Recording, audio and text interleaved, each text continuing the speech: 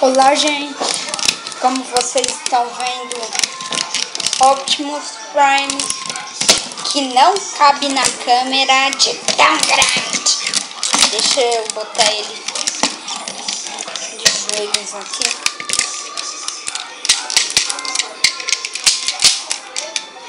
Eu acho que agora vocês estão vendo o rostinho de bonzinho mal-humorado que ele tem. Então, eu vou mostrar como...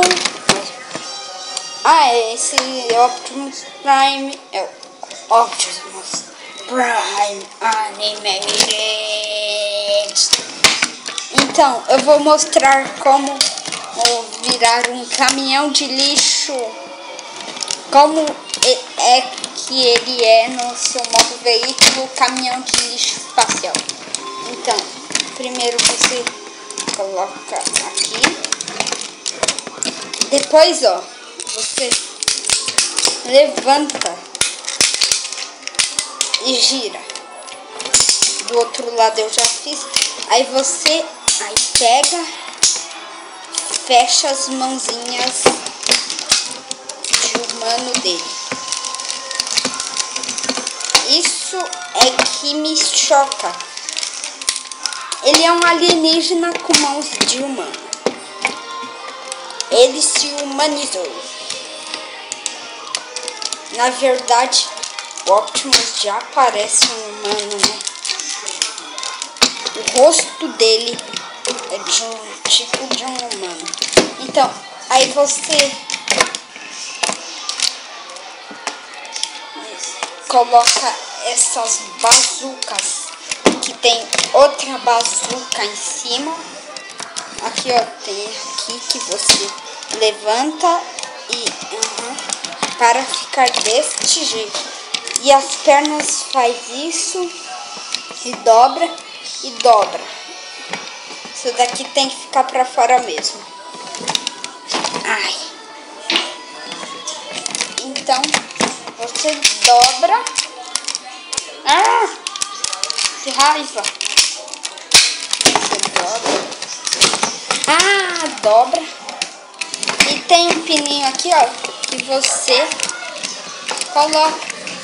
Está pronto. Seu Optimus Prime Animated. Seu modo veículo.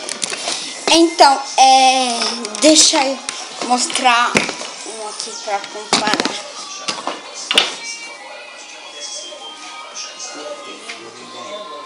Será que ele tá aqui? Tá fácil. Tá tomada com alergia? Você?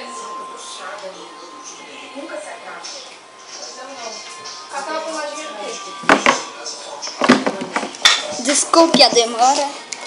O Boomhead Animated, ele pega carona em cima do Optimus, de tão grande que ele é. Tô falando do Optimus, né? Tá? Então, agora virou um gigante. Esse gigante. Olha isso. Tô pilotando o canhão.